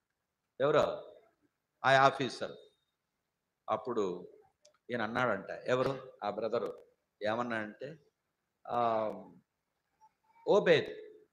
ఓబేద్ గారు మీకు తెలుసా అండి అన్నాడట. ఆయన పేరు ఏం పేరు? ఓబేద్ గారు మీకు తెలుసా అన్నాడు. ఓబేద్ గారు అంటే ఆ కస్టమ్స్ ఆఫీసులోనే పనిచేశాడు మనోడు, మన విశ్వాసి. 1-2 ఇయర్స్ అట్లా అయింది అనుకోండి. హెబ్రోన్కి వచ్చి ఆయన శరీరం ఆయన్ని సమాధి చేశారు నారాయణగూడలో. ఓబేద్ అనేటువంటి మంచి player, football player, volleyball player కూడా, ఆఫీసర్ ఆయన. అయితే ఓబేద్ గారు మీకు తెలుసా అంటే, సార్ మీకేం కావాలి ఆయన అంటే, మా కజిన్ అన్నాడంటే. ఇలా మనోడు ఏమన్నాడు అనగానే, సార్ తీసుకుపోండి, మీరు తీసుకెళ్ళిపోండి సార్, మాకేం వద్దు అన్నాడంట. నీకు అర్థం కాలేదా? ఇప్పుడు కస్టమ్స్ లేదు, గిస్టమ్స్ లేదు. ఎందుకు చెప్పండి? ఎందుకు? అమ్మో, ఆయన మా దేవుడు, ఆయన మా గురువు, మీ కజినా? అట్లయితే మేము అట్లా సాక్ష్యం ఉండాలయ్యా. నీ సాక్ష్యం నా సాక్ష్యం ఏముంది? ఇట్లా వాళ్ళు ఇంట్లోకి రాని వద్దంటారు మనల్ని. ఏం బాగుంటది బాబా, మన సాక్ష్యం ఏముంది బాబా, మీరే చెప్పండి. ఇప్పుడు ఈ ఊరుంది, ఈ పాటికి రెండు మూడు అసెంబ్లీ స్టార్ట్ చేయాల. గుడి పెద్ద కట్టుకున్నారు, బాగానే ఉంది. గుడిలో దేవుడు లేకపోతే ఎట్లా? ఆ? గుడి బాగానే కట్టుకున్నారు, మంది రావాలే. 2 3 బ్రాంచ్లు స్టార్ట్ చేసుకోవాలా మీరు, అది విస్తరించాలా. గుడి మేము కట్టుకున్నాం, పరలోకంలో గుడి ఉంటా, అది పరలోకంలో గుడే ఉండదు, మనమే ఉండాలి అక్కడ. ఎంతమందిని తెచ్చుకున్నారు మీరు? ఎన్ని సంవత్సరాలు అయిపోతుంది, ఎన్ని గుళ్ళు కట్టుకుంటున్నారు? గుడి కాదు కావాల్సింది, ఆత్మలు కావాలి మనకి. అది చాలా ప్రాముఖ్యం. ఎక్కడైనా సరే ఆత్మలు, వాడు కట్టుకున్నారు మేము కూడా కట్టుకోవాలి. అరే నాన్న, అది కాదమ్మా, దానివల్ల వద్దే వద్దు. దేవుడు నాకు బాగా నేర్పించాడు, బుద్ధి ఉంటే కట్టను ఇంకా ఏవి బిల్డింగ్లో. ఎందుకంటే బాగా నేర్చుకున్నా ఈ బిల్డింగులతో. ఈనాడు చూడండి మనుషులు ఎలాగుంటారో. అందుకని వద్దే వద్దు మనకి. నేనేం చెప్తున్నానంటే మనం వర్ధిల్లాలి. మన సాక్ష్యం ఇది. ఎంతమంది వస్తున్నారు మనల్ని బట్టి ఎవరన్నా మందిరానికి? ఒకటి చెప్పండి నాన్న. వాడు వస్తే గుడికి నేను రానంటారు. ఎందుకంటే వాళ్ళకి ఇద్దరు కొట్లాట. ఎక్కడ? ఆ ఇంటికాడ. అందుకని ఏం చేస్తాడు, వాడు వస్తే నేను రానంటాడు. ఒకడు అన్నాడు, బల్లలో పాలు పొందాయా అంటే నేను పొందాను సార్ అన్నాడు. ఎందుకనంటే వాడు దరిద్రుడు పొందినాడు, అపవిత్రం అంట. ఏందాయా నీ సాక్ష్యం, నా సాక్ష్యం? గుర్తుపెట్టుకోండి. అర్థమైందా నేను చెప్పడం? ఇప్పుడు ఆ సమరయ స్త్రీని బట్టి ఎంతమంది వచ్చారు? అనేక మంది సమరలు, కొద్దిమంది యేసు ప్రభువుని విశ్వాసం. అట్లుండాలి మన సాక్ష్యం. ఈ దినముండనా, రేపున్నా, ఎల్లుండినా. కాబట్టి నేనును నా ఇంటి వారును యెహోవాను సేవిస్తాం, అట్లా ఉండాలి. అందుకని దేవుడు బాబు సామెలకి, మమతాకి ఈ పిల్లవాడిని బహుమానంగా, దానముగా, బాణముగా దేవుడు ఇచ్చినాడు. ఇప్పుడు మనము దేవుని కొరకు జీవించాలంటే మనం ఏం చేయాలి పిల్లల విషయంలో? ఈ పిల్లలు మనము కూడా దేవునికి ఏమై ఉండాలి? సాక్షులుగా, సూచనలుగా ఉండాలి. అలాగైతే మనం ఏం చేయాలి చూడండి, 2వ అధ్యాయం 10వ వచనం, 9, 10 నిర్గమకాండం చూడండి. మనం ఏం చేయాలి? మన పిల్లలు దగ్గరకు వచ్చాం, క్లోజ్ చేసేస్తాను. ఫరో కుమార్తె ఆమెతో ఈ బిడ్డను తీసుకొని పోయి నా కొరకు వానికి పాలిచ్చి పెంచు. సన్యాసి, పాలిచ్చి పెంచు ఈ బిడ్డను పాలిచ్చి పెంచు. భౌతికమైన పాలు శరీరమును పోషించడానికి, ఆత్మీయమైన పాలు ఆత్మను పోషించడానికి. ఆత్మీయమైన పాలు దేవుని వాక్యం మనకందరికీ తెలుసు. ఈ యొక్క వాక్యముతో నీ బిడ్డను ఏం చేయాలి? నువ్వు పెంచాలా, లేకుంటే పాలతో పెంచుతావా? ఏం బిడ్డ? ఒకడు అన్నాడు, సార్ మా వానికి కూడా పాలు పోసాను అన్నాడు. ఏం పాలు? గాడిద పాలు అన్నాడు. ఎందుకు పోసినామంటే ఇమ్యూనిటీ వస్తుంది సార్ అన్నాడు. మీకు తెలుసా, గాడిద పాలు 1 లీటర్ వచ్చి 3000. మీకు అర్థం కాకపోతే నేను అర్థం చేసుకోండి. 2000 పెళ్ళి కొడుక, 1 లీటర్ వచ్చేంత 2-3 వేలు. ఇప్పుడు సాఫ్ట్వేర్ ఇంజనీర్లు అందరూ కూడా ఉద్యోగాలు వదిలిపెట్టి గాడిదల పెంపకంలోకి వచ్చారు. నీకు తెలియదు బాబా, నువ్వు ఊరుతో అంత సువార్తకు వెళ్తున్నావు కానీ అవి నీకు తెలియదు పాపం. అర్థమైందా అండి? ఎందుకంటే కారులో వచ్చి ఆడ నిలబడుకొని గాడిద దగ్గర పాలు తీసుకొని పోతున్నారు. ఎవడు చూసారా? అడుగు. కాబట్టి నేను ఎందుకు చెప్తున్నానంటే, ఆ గాడిద పాలకు ఇమ్యూనిటీ అంటే ఆ వ్యాధి నిరోధక శక్తి ఎక్కువ ఉంటుంది అన్నమాట. అందుకని చిన్నప్పుడు కూడా పిల్లలకి ఏం చేసి గాడిద పాలు దాపిస్తారు, వ్యాధి నిరోధక శక్తికి. ఆ పాలు శరీరానికి, ఆరోగ్యానికి. కానీ వాక్యం అనే పాలు ఆత్మకు. వాక్యం అనే పాలు. అర్థమైందా? మనం మన పిల్లలకి ఏం పోయాలి? వాక్యం అనే పాలు. అందుకని దేవుడు అంటాడు, 6వ అధ్యాయమా ద్వితీయోపదేశకాండం త్వరగా చూడండి. 6వ అధ్యాయం 5వ వచనం చూడనానా? చూడండి ఎంత మంచి మాట ఉందో. దగ్గరకు వచ్చా, మనం క్లోజ్ చేసేసుకోం. ఎంతసేపు పెట్టి ఏం ప్రయోజనమే. 7వ వచనం. నీవు నీ కుమారులకు వాటిని అభ్యసింపజేసి పైన ఓ ఇశ్రాయేలు చెప్పు, అది చదవాలి నాన్న నువ్వు. ఇశ్రాయేలు 4వ వచనం. ఇశ్రాయేలు వినుము, ఓ ఇశ్రాయేలు వినుము, మన దేవుడైన యెహోవా అద్వితీయుడగు యెహోవా. రెండో వాళ్ళు ఎవరు లేరు, మన దేవుడే ఏకైక దేవుడు. ద్వి అంటే రెండోడు, ఇంకెవరు వేరే వాళ్ళు ఎవరు లేరు, ఈయనొక్కడే అద్వితీయుడకు దేవుడు. మన దేవుడు నిజమైనటువంటి దేవుడు. అర్థం చేసుకోండి ప్రియమైన వారులారా. నీ పూర్ణ హృదయముతోను, నీ పూర్ణ నీ పూర్ణ ఆత్మతోను, నీ పూర్ణ శక్తితోను నీ దేవుడైన యెహోవాను ప్రేమించవలెను. ఎట్లా అన్ని అయిపోయిన తర్వాత లాస్ట్ లో పెట్టేది కాదు. ఈ దినాల్లో దేవుని సేవకు వస్తా ఉంటే వస్తాను బ్రదర్, ఉద్యోగం అయిపోయింది, రేపు ఎల్లుండి రిటైర్డ్ అవుతాడంట ముసలోడు. ఆ ముసలోడు సేవకు వస్తారంట. సన్యాసిగా ఇదేనారా నీ సేవ? ఇప్పుడు ఎట్లుంది అని చెప్పానంటే, ఉన్న ఆరోగ్యము, బలము, జ్ఞానము, దృష్టి అంతా వాడుకుంటువి నీకోసరము, నీ ఇంటి కోసరం. ముసలోడు అయిన తర్వాత పైసలు దొరుకుతాయి బాగా, జొన్న రొట్టె తినచ్చంట. ఒక ముసలోడు ఒక ఆయన అట్లే, వానికి సుమారుగా మేము హెబ్రోన్లో ఉన్నప్పుడు ఒక ఆయన ఉండేవాడు, ఆయనకు 30,000 వస్తుంది. ఏంది పెన్షన్, 30,000 పెన్షన్ వస్తే రిటైర్మెంట్ తర్వాత దేవుడు నన్ను సేవకు పిలిచినాడు అన్నాడు. మేము ఆఫీస్ కాడికి వస్తే మేమన్నాము, నిన్ను పిలిచాడా అన్న. అవును అన్నాడు. కూర్చుంటే లెగలేవు, లేస్తే కూర్చోలేవు, ఏం చేస్తామన్నా. అన్నా నేను ప్రార్థన చేస్తానన్నా, దేవుడు బలవంతం చేశాడన్నా అన్నాడు. ఓహో అన్నాడు. పో మాకు ఫలానా చోటుకి అంటే, వాళ్ళు బో కూడా పెట్టలే. అన్నా ఈడొద్దన్న వెళ్ళిపోతాం మా ఇంటికి అన్నాడు. నేను చెప్పిన వాళ్ళకి బో కూడా పెట్టద్దు అసలు, అప్పుడే పాఠం నేర్చుకుంటారు. అంటే నేను ఏమంటున్నాను మీకు అని అంటే, ముసలోడు పోయిన తర్వాత, పిప్పి అంతా పోయిన తర్వాత ఇంకేం సేవ చేస్తావా నాన్న? ఏం సేవ చేస్తావా నువ్వు? యవన కాలంలో నరుడు నా కాడి మొయ్యమని చెప్తే, ముసలోడు అయిన తర్వాత సేవ చేస్తావు నువ్వు. మంచి గౌరవం అన్నమాట. నున్నగా తయారవుతాం. మంచి నిన్ను వద్దు అనలేదు నేను, మంచిది. అట్లా సేవ చేయి నాన్న, సేవ చేయి. ఇదనము పాస్టర్స్ డే గ్రీటింగ్స్ పెట్టినారు, చూసావా? మరి ఏమయ్యా నువ్వు పాస్టర్ అంటే, హాయిగా కూర్చున్నాను సార్ అన్నాడు. అదే నీ సేవ.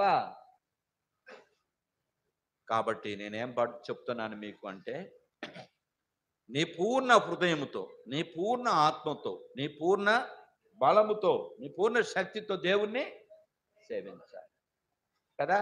త్వరగా నీకు ఆజ్ఞాపించు ఈ మాటలు నీ హృదయంలో ఉండవలెను. మొట్టమొదట ఓ ఇశ్రాయేల్, నీ హృదయంలో ఉండాలయ్యా. ఎవరా ఇశ్రాయేలు అంటే తండ్రి. మొట్టమొదట నీ హృదయంలో ఉండాలయ్యా. తర్వాత నీ పిల్లలకు నేర్పించు. నీకే వాక్యం రాదు, నీకే ప్రార్థన లేదు, నీకే పవిత్రత లేదు, నీకే సరైన సాక్ష్యం లేదు, నీ పిల్లలకి ఏం నేర్పిస్తావు నాన్న? దొంగదానా, వాడు దొంగోడా? నేనేం చేశాను అనుకో, నేను పెద్ద బాటిల్ తాగుతున్నా. ఏంటే పెద్ద బాటిల్ తాగుతున్నా. నా కొడుకు ఏం చేస్తాడో చిన్న బాటిల్ తాగుతా. అంతే కదండి, లోకంలోనే అంతే. అందుకే తల్లికి బొల్లుంటే ఎవరు ఏం చెప్పరు మీరు. తల్లికి బొల్లుంటే పిల్లకి ఏముంటుందంట? సుక్క ఉంటుందంట. సుక్క బొల్లు అంటే పెద్దది కదా, తెల్లగా ఉంటుంది చూడ. వాళ్ళ అమ్మకుంది కాబట్టి బిడ్డకు కూడా ఉంది. అమ్మేమో కొండెక్కిందంట, బిడ్డేమో పుట్టెక్కిందంట. చూస్తే ఎంత బాగుందా? పెద్దది కాబట్టి కొండెక్కింది, పిల్ల కాబట్టి పుట్టెక్కింది. అంతే మన జీవితంలో అంతే. నువ్వైనా నేనైనా కొన్ని సందర్భాల్లో ఒప్పుకొని తీరాల్సిందే. కొన్ని సందర్భాల్లో దేవుడు ఉల్టా కూడా చేస్తాడు. అంత బైబిల్లో ఉంది. ఇవన్నీ చెప్పే సమయం కాదు మీకు. కాబట్టి నేనేమంటున్నానంటే, మన పిల్లలకు బోధించాలి. ఇప్పుడు సామెల్ ఏం బోధిస్తావు నీ పిల్లలు, నీ కొడుక్కే? బైబిల్లో వాక్యం బోధిస్తావా? ఓకే. ఎప్పుడంటే బోధించాలో చూడండి.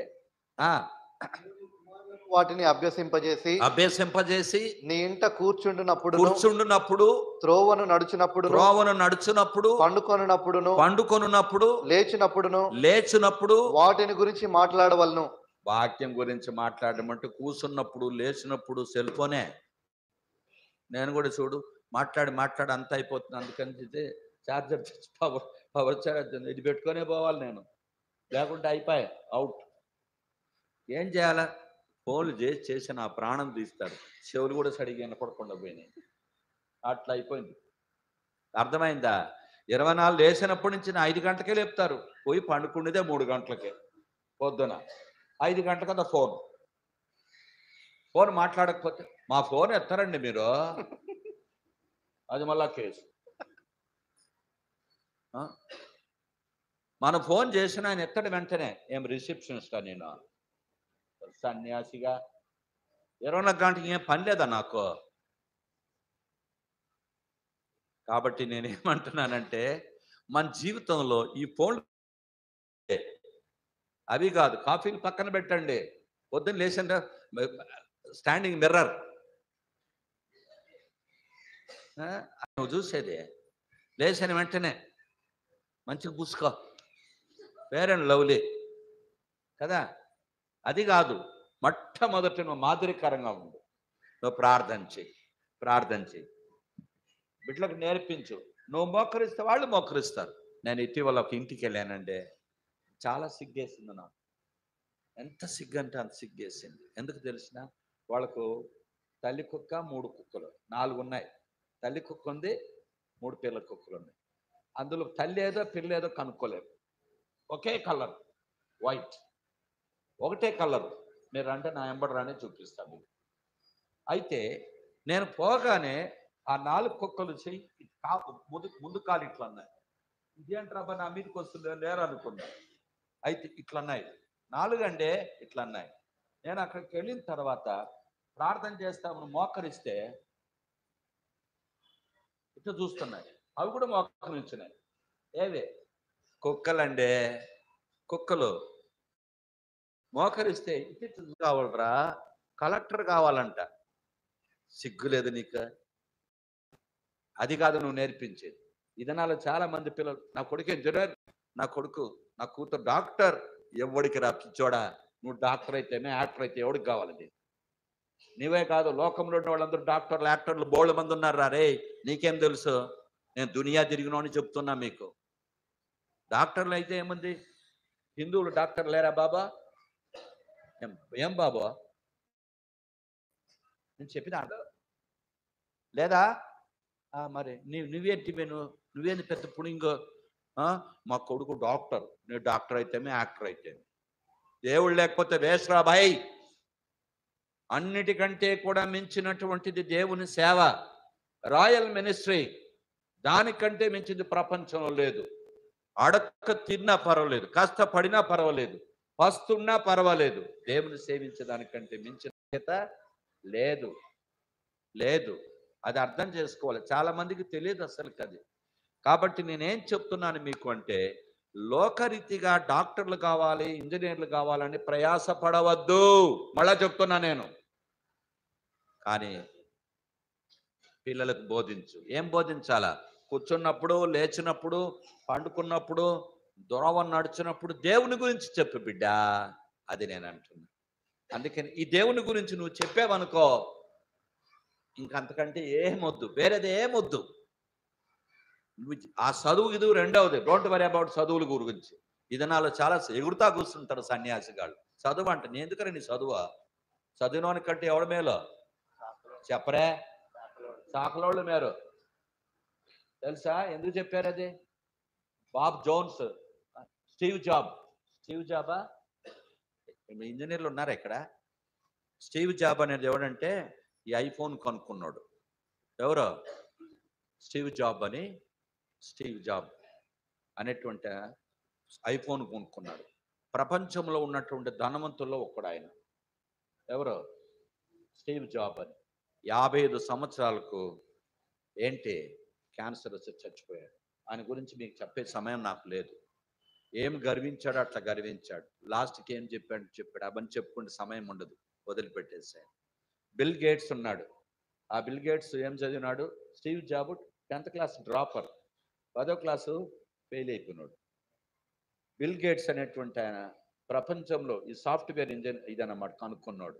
ఆయన ఎటువంటి వాడు అని అంటే ప్రపంచంలో ఉన్నటువంటి ధనవంతుల మొదటోడు. ఆయనకు చదువు లేదు, సంధ్య లేదు. 10th class. ఓయమ్మ ప్రపంచం. కాబట్టి దాని గురించి కంగారు పడద్దు. అట్లా అని చెప్పి చదువు వద్దు అనొద్దు. ఇప్పుడు కొంతమంది పిల్లలు ఏమంటారంటే, అంకుల్ చెప్పాడుగా, ఇది ఒక సాగు చెప్తారు.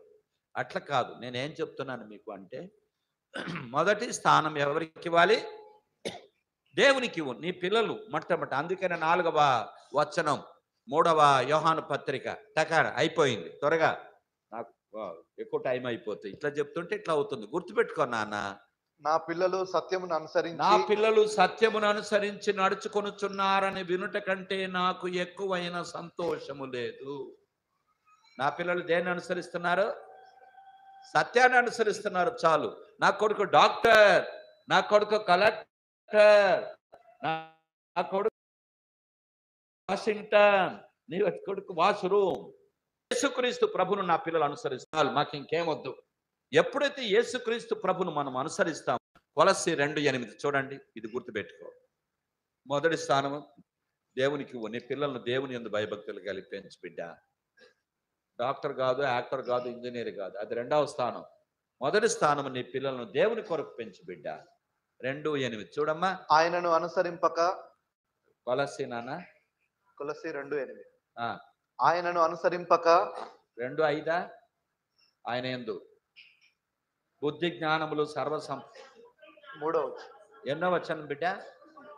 2:3 సారీ. బుద్ధి జ్ఞానముల సర్వ సంపదలు ఆయన యందే గుప్తములై ఉన్నవి. అరే పిచ్చోడా, నేర్చుకోమట్టమట. అస్సలు కొండది ఆయన దగ్గరే ఉన్నాయి. ఏవే? బుద్ధి, జ్ఞానం, సర్వ అన్నీ కూడా ఆయనలోనే ఉన్నాయి. ఎవరిలో? యేసు ప్రభు వెంబడిస్తే చాలు మన పిల్లలు. ఎంత గొప్ప ధన్యత నాన్న. లోకరీతిగా కాదు బాబు. అవన్నీ తీసుకుని ఏం లాభం ఏం లేదు. వదిలిపెట్టి వెళ్ళిపోవాలి మనం. కానీ ఇహమందు పరమందు మనమందరం ఏమవుతాము? ధన్యులమవుతాం. కాబట్టి పిల్లలను మనకు దేవుడు ఇచ్చింది ఎందుకోసం చెప్పండి? పిల్లలను ఎవరి కోసం పెంచాలి? దేవుని కొరకు మనం పాలిచ్చి అది లోకరీతిగా చదువు సంధ్యలు కాదు. అది 2వది. కంగారు పడకండి. ఆటోమేటిక్గా దేవుడు ఇస్తాడు. తెలియదు. అవన్నీ ఉదాహరణ చెప్పు, నాకు సమయం లేదు అసలు. మొట్టమొదటిగా దేవునికి మనము మన పిల్లలను ప్రతిష్ఠిస్తాం. ప్రభువా, ఈ బిడ్డలు సత్యమును అనుసరించి నడుచుకుంటే చాలయ్యా, అంతే చాలు. వేరేది ఏది వద్దు బిడ్డ. నీకు తక్కినవన్నీ ఆటోమేటిక్గా వచ్చేస్తాయి. అన్నిది ఏం కావాల్సింది దేవుడు ఇచ్చేస్తాడు మనకు. అర్థమైందా? నేను 50 ఏళ్ళు బతాను అనుకున్నా. 50 years చాలా అనుకున్నా. నేను వాస్తవికంగా చెప్పాలంటే టయానికి భోజనం చేయను, టయానికి పళ్ళు దోమను, టయానికి పండుకోను.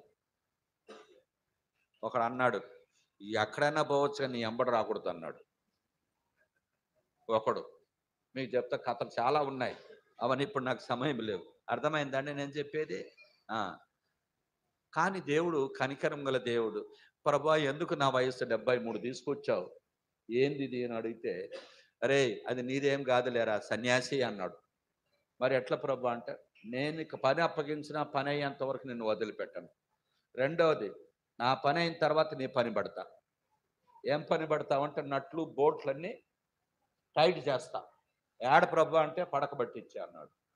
కాబట్టి 2 పనులు ఉన్నాయి. ఒకటేమో ఆయన సేవ చేయాలి.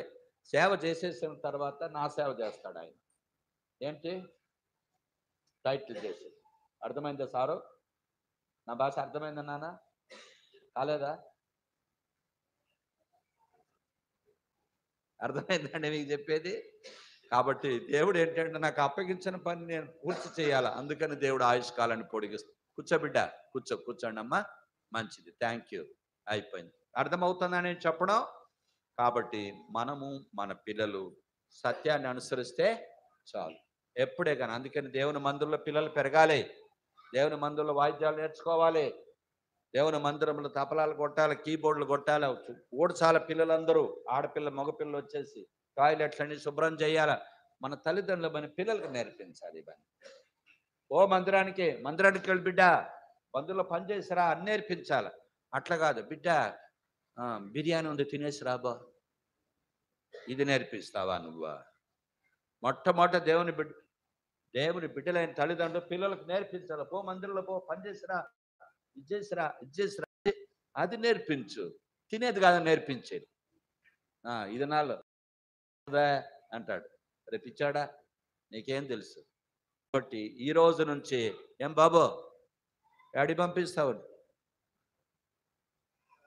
ఏం నేర్పిస్తావు? Engineering నేర్పిస్తావా, doctor నేర్పిస్తావా? నాన్న ఏం నేర్పిస్తావు నీ కొడుక్కే? రైట్, వెరీ గుడ్, అది నేర్పించు కదా నాన్న.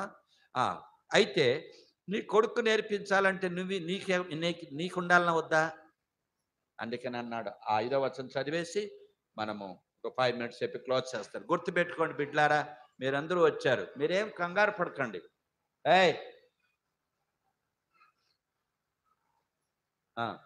నేడు నేను నీకు ఆజ్ఞాపించి ఇశ్రాయేలు 4:3 చదువు. ఇశ్రాయేలు వినుము, ఇశ్రాయేలు వినుము. ఈ మాట కొంచెంసేపు జస్ట్ అయిపోయింది. ఇశ్రాయేలు విను. ఇశ్రాయేల్ అంటే ఎవరైనా? మొట్టమొదటి ఇశ్రాయేలు ఎవరు? యాకోబ్. ఎవరండి ఆయన? యాకోబ్. గుర్తుపెట్టుకోండి. ఓ ఇశ్రాయేలు అంటున్నాడు అంటే ఏమర్థం? నువ్వు యాకోబు లాంటి వాడవు, నువ్వు ఇప్పుడు ఇశ్రాయేలు అయ్యావు. గుర్తుపెట్టుకో. నువ్వు నేను కూడా ఏం కావాలి? ఇశ్రాయేలు కావాలి. ఇశ్రాయేల్ అంటే రాజకుమారులం కావాలి మనం. కానీ వాస్తవికంగా మనమందరం ఎవరంటే యాకోబు లాంటి వాళ్ళమే. ఆయన కూడా యాకోబే. ఎవరు? ఇశ్రాయేల్ ముందు ఎవరండి? ఆయన పేరు యాకోబ్. యాకోబ్ అంటే అర్థం ఏంటి? మోసగాడు. గుర్తుపెట్టుకో మిత్రమా, మనమందరము యాకోబులమే, మనమందరము మోసగాళ్ళమే. దేవుని యొక్క వాక్యం చెప్తుంది 17వ అధ్యాయం 9వ వచనం ఈ గ్రంథములో, హృదయం అన్నిటికంటే మోసకరమైనది, ఘోరమైన. బయట తెల్లబట్టలు వేసుకున్న జోరుగున్నా, నా లోపలంతా కంపు. హలో, లోపలంతా కంపే, నీది నాది, భయంకరమైన కంపు. కామ, లోభ, మోహ, మత మత్సరాలన్నీ ఉన్నాయి లోపల. బయట చూస్తే చాలా మేడుపులు మనమందరం. అంతా మేడు పనులే. ఎందుకని నన్నగున్నా కదా, అన్ని బాగానే ఉన్నాయి, లోపల ఉండే కంపు. ఇప్పుడు ఒకటి చెప్పండి, నా కోపం లేదని, నా కోపం రాదని వాళ్ళు చెయ్యొచ్చు బిడ్డ. ఎవరు మాట్లాడరే? కోపం వస్తుంది ఎవరికన్నా? నీకు వస్తుందా బాబు? త్వరగా చెప్పయ్యా, లేట్ అయిపోతుంది. ఇంకొంతసేపు అట్లే మాట్లాడారు అంకుల్, అప్పుడు చెప్తా నేను అంటాడు. ఎవరికైనా వస్తుంది కోపం, రాదా? మాట్లాడరే. కోపం వస్తుంది, ద్వేషం వస్తుంది, స్వార్థం వస్తుంది, గర్వం వస్తుంది, కామపు కోరిక కూడా వస్తుంది. ఇదే ఏందది? లోపల ఉండే కంపు. కాబట్టి మన హృదయాంతరంగంలో ఉండే పాపపు స్వభావమును మనం మార్చుకోవాలి, హృదయమును శుద్ధి చేసుకోవాలి. కానీ ఇప్పుడు యాకోబులాగా మనం ఉంటే, మనం కూడా మన పిల్లలకు నేర్పించింది యాకోబు విద్యలే నేర్పిస్తాం. కాబట్టి ఈ యాకోబు విద్యలు పోవాలా, ఇశ్రాయేలుగా మారాలి, మనం రాజకుమారులుగా మారాలి. ఒక మాట చెప్పాలంటే పవిత్రులు కావాలి. ఏం కావాలి? పవిత్రులు కావాలి. మనమందరం ఎవరు? పాపం, ఏ భేదము లేదు, అందరూ పాపము చేసి దేవుడు అనుగ్రహించు మహిమను. హలో నానా, అందరం పాపులేరా బాబు? భూత మాటలు మాట్లాడతాం నాన్న, అబద్ధం చెప్తాం బాబు, దొంగతనం చేస్తాం బాబు, కోప్పడతాం బాబు, కామపు కోరికలు ఉన్నాయి బాబు, వెనకాలమంతా వ్యభిచారం చేస్తాం బాబు, వేషధారులకు బ్రతుకుతాం బాబు, నోరు తెరిస్తే పశ్చాపదమే బాబు. మనమందరము కూడా ఇదే జాతి, మన జాతే పాపపు జాతి. బిడ్డ, ఎవరైనా కళ్ళు తాగుతుంటే తిట్టొద్దమ్మా, తిట్టద్దు. ఎవరిని వ్యభిచారం చేస్తూ ఉంటే రే అనద్దు బిడ్డ.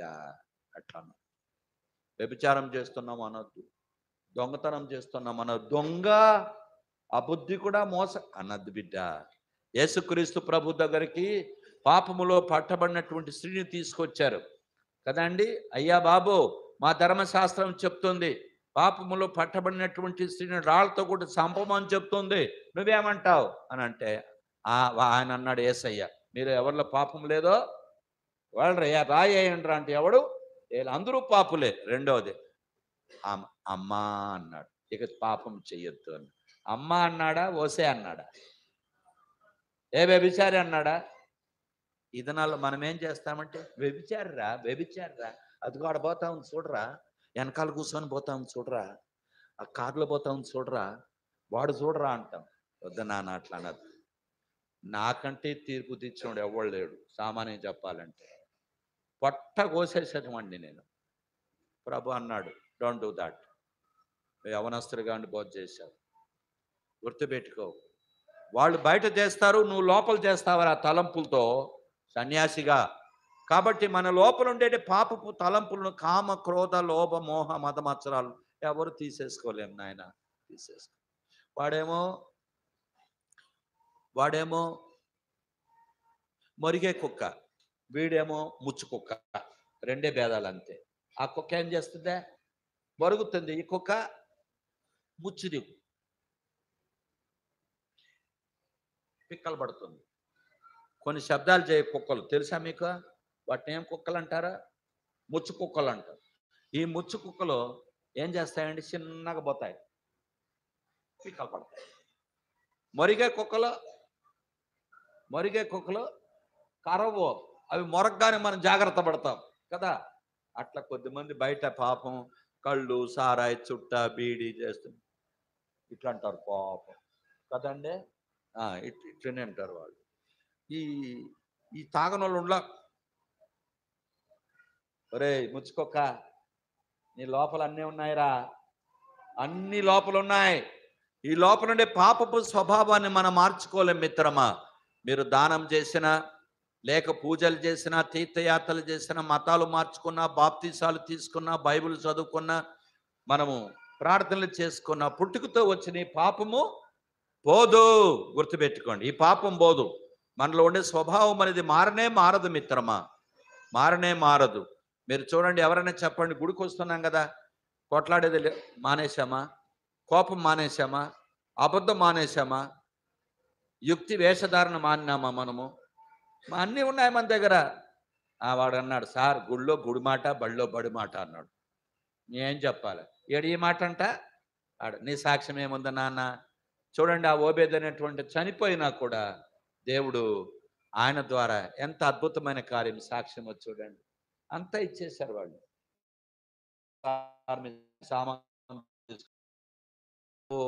ఎంత సాక్షి చనిపోయినా కూడా మాట్లాడతాడంటే అది మన జీవితంలో ఉండాలి సాక్ష్యం. నీ సాక్ష్యం నా సాక్ష్యం ఏది బిడ్డ? గుర్తించుకో. ఇప్పుడు కడపటిగా నీవు నేను గుర్తించాల్సింది ఏంటి అంటే, మనమందరం ఎవరండి?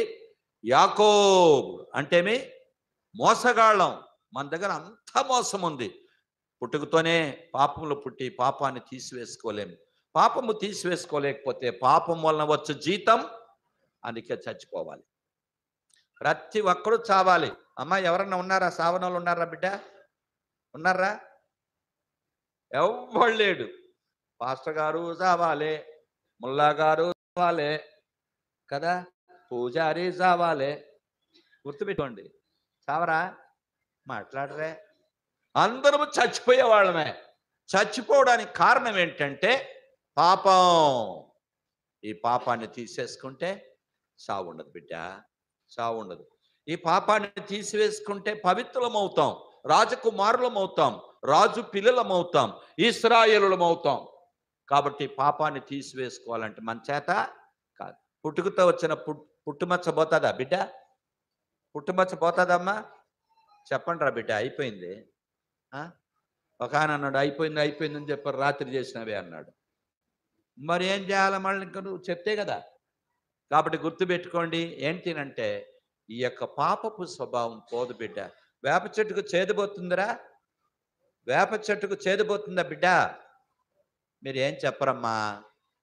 పోతుందా? పోదు. చింత చెట్టుకు పులుపు పోతుందా? చింత చెట్టుకు పులుపు పోదు, వేప చెట్టుకు చేదు పోదు. పుట్టుకతో వచ్చింది, నీకు నాకు పాపం పోదు. అది కూడా పుట్టుకతోనే వచ్చింది. ఈ పాపం పోవాలని మీరు దానాలు చేసినా, ధర్మాలు చేసినా, మతాలు మార్చుకున్నా, పేర్లు మార్చుకున్నా, బాప్తిసాలు తీసుకున్నా, ప్రపంచమంతా తిరిగినా, ఫ్లైట్లో తిరిగినా, మంచిగా పాట పాడినా కదా, బైబిల్ బోధ చేసిన, పుట్టుమచ్చ బోధరా పుల్లన్నా. ఎవరు మాట్లాడరే? పుట్టుమచ్చ పోతుందా బిడ్డ? పోదు. ఈ మచ్చ తీయాలంటే దేవుడే తీయాలి, మనుషులు ఎవరు తీయలేరు. గుర్తుపెట్టుకో, దేవుడు త్వరగా రాబోతున్నాడు. ఈ దినాలు చాలా మంది అజాగ్రత్తగా ఉంటున్నారు. ప్రభు నాతో మాట్లాడేది ఒకటి, ఒరే ఇంతవరకు చేసింది నీ సేవే కాదురా అన్నాడు నన్ను. ఇంతవరకు చేసింది సేవే కాదు, ఇక మీద సరైన సేవ చేయరా అన్నాడు దేవుడు. ప్రభువా, వెనుకున్న వాటిని మరచి ముందున్న వాటి కొరకు నేను వేగిరపడాలి. దయచేసి నన్ను దర్శించు, వెరగొట్టు, నలగొట్టు, దీనుడుగా చేయి, రూపంలోనికి మార్చు ప్రభువా. ఇదొక్కటే నేను ప్రార్థన చేశాను. నన్ను తీసుకోబా, క్షేమంగా తీసుకోబా, లాభంగా తీసుకురా, పాకెట్లు నింపుకొని తీసుకురా. నేను చెయ్యను. ఎందుకంటే ఆయనకి తెలుసు ఎందుకు నేను కంగారు పడాలి, నేను ఎందుకు కంగారు పడాలి. కాబట్టి గుర్తుపెట్టుకో బిడ్డ, ఈ పాపం పోదమ్మా. ఈ పాపం పోకపోతే చావు తప్పదు. మరణమును రుచి చూడక బ్రతుకు నరుడెవడు, అందరం కళ్ళు మూసుకొని వెళ్ళిపోవాలి. ఈ పాపానికి విరుగుడు ఎక్కడన్నా దొరుకుతుందా? ఏ మతాన్ని అనుసరించినా, ఏ పూజ చేసినా, ఏ దానం చేసినా, క్రైస్తవ మతం పుచ్చుకున్న, బాప్తీసాలు తీసుకున్న, బైబిల్ పండితులైన, పాటలు పాడిన, గుడి గోపురములు కట్టించిన, పుట్టుకతో వచ్చిన పుట్టుమచ్చ పోదు. అందుకని ఆ పరమాత్ముడే మనల్ని ప్రేమించాడు. ఎవరు? ఆ పరమాత్ముడే మనల్ని ప్రేమించినాడు. ప్రేమించి మన పాపమును కడగడానికి, మన మరణమును తీసివేయడానికి ఆయన లోకానికి వచ్చాడు. ఆయనే యేసు ప్రభు. గుర్తించండి, యేసు ప్రభు ఎవరంటే పాపుల రక్షకుడు. ఎవరు పాపులు? మనమందరం పాపులమే. ఈ పాపులందరూ కూడా రక్షణ పొందాలని ఒక్క వ్యక్తి ద్వారా పాపం వచ్చింది, ఒక్క దైవ కుమారుని ద్వారా పాపానికి పరిహారం కలిగింది. ఆయనే యేసుక్రీస్తు ప్రభు. యేసుక్రీస్తు ప్రభులు వారి లోకానికి వచ్చాడు. పవిత్రుడైన దేవుడు పవిత్ర ఆత్మ ద్వారా, పురుషుని యొక్క సాంగత్యము, సంపర్కము లేనటువంటి కన్య గర్భములో అసమానమైనటువంటి జన్మతో పరిశుద్ధాత్మ ద్వారా జన్మించిన చరిత్రకు కారణ జన్ముడు యేసుక్రీస్తు ప్రభు. ఆ యేసుక్రీస్తు ప్రభు నీ పాపము, నా పాపము సిలువలో భరించాడు. మనము చేతులు చేసిన పాపం కోసం చేతుల్లో మేకులు, తలతో చేసిన పాపం కోసము తలలో ముండ్ల కిరీటము, హృదయముతో చేసిన పాపం కోసం ప్రక్కలో బళ్ళెముతో పొడిపించుకున్నాడు. కాళ్ళతో చేసిన పాపం కోసం ఆయన కాళ్ళు మేకులు కొట్టించుకున్నాడు. బిడ్డ, ఒకసారి సిలువ చూడమ్మా, సిలువను చూడు. యేసు ప్రభు చేతగానివాడు కాదు, చేతగానివాడు కాదు, దిక్కులేక కాదు. యేసు ప్రభు నీ కొరకు, నా కొరకు, నీ పాపము, నా పాపము సిలువలో భరించాడు స్వామి. ఆ సిలువలో రక్తము చిందించకుండా పాపమునకు పరిహారము లేదు. అందుకని ఆ పరమాత్ముడు నీ కొరకు, నా కొరకు సిలువలో శిక్ష భరించి, రక్తము కార్చి చనిపోయి సమాధి తిరిగి లేచినాడు. యేస్వామి ఒక్కడే బిడ్డ. ఆ యేసు రక్తమే మన పాపాన్ని కడుగుతుంది. చిన్న మాట చెప్పి ముగిస్తా. ఇప్పుడు చూడండి, వాడు బాబుగాడు ఉన్నాడు కదా, ఎవరు ఇప్పుడు బర్త్డే ఉంది కదమ్మా, ఫస్ట్ బర్త్డే బాబు ఉన్నాడు కదా. ఆ బాబు రాత చేస్తే మీరు ఎవరన్నా కడుగుతారా? మీరు ఎవరన్నా కడుగుతారా బిడ్డ? మీరు ఎవరు మాట్లాడరే? వాళ్ళు ఎవరు కడగరు. ఎందుకంటే నాకు పుట్టింటేగా కదా. ఎవరు కడుగుతారు? వాళ్ళ అమ్మ కడుగుతుంది. ఎట్లా అడుగుతుంది? ఎందుకురా కక్క చేసిన దరిద్రుడా అంటదా? అట్లా అందు. ఏం చేస్తుంది? నా కన్నా, నా సోనే, నా లడ్డు, నా గుడ్డు, నా స్వీటీ, నా క్యూటీ, ఎప్పుడమ్మా నువ్వు చేసింది? కక్క చేసావా? పోయి ఎంత సంతోషంగా కడగదామ్మా. ఏం చెప్పండి రా బిడ్డ కదా. వేరే వాళ్ళు ఎవరన్నా కడుగుతారా? అందరూ ముక్కు పట్టుకొని ఏమంటారా? అందరూ అట్లయినదే. కానీ వాళ్ళ అమ్మ ముక్కు పట్టుకుంటుందా? ఆడవి పాట పాడుతుంది, నాకన్నా బాంబునేస్తానంటున్నాడు. ప్రేమనటువంటి వారలారా, కరుణించు. నీవు దేవునికి నీ హృదయం సమర్పించుకో. ఈ లోకములో జీవించేటువంటి వ్యక్తులు ఎవరైనా సరే మిత్రమా, పాపాలకు క్షమాపణ కలగాలి, పాపాలకు క్షమాపణ కలగాలి. యేసయ్య ఒక్కడే పాపాలను క్షమించేవాడు, మన జీవితాన్ని మార్చేవాడు యేసయ్య ఒక్కడే. లోకంలో ఎవరు కూడా, కూర్చోండి బిడ్డలారా, మీరు కూర్చోండి అమ్మా, ఎందుకు కంగారు పడతారు? కూర్చోండి బిడ్డ, అయిపోయింది కదా. ప్రార్థన చేసుకుందాం. నీ హృదయాన్ని దేవునికి ఇవ్వు, ఏమి చెయ్యొద్దు. యేసు పాపిని, యేసు రక్తంతో కడుగు, యేసు నువ్వే నా రక్షకుడు. ఎవ్వరు కూడా మతంలో చేరద్దండి. యేసుకు నీ హృదయం ఇవ్వు, నీ పాపాలు క్షమిస్తాడు, నీ జీవితాన్ని మారుస్తాడు. యాకోబుని ఇశ్రాయేలుగా చేస్తాడు. ఇశ్రాయేలు అయిన తర్వాత నీ బిడ్డలకు నువ్వు బోధించు వాక్యం అనే పాలు. నీవు నీ బిడ్డలు దేవుని కొరకు సాక్షులుగా ఉండండి. ఆ సాక్ష్యము ద్వారా సమరయ స్త్రీ వలె అనేక మందిని ప్రభు దగ్గరకు తీసుకొని రండి. ఆ రీతిగా ప్రభు మిమ్మల్ని సిద్ధపరచును గాక.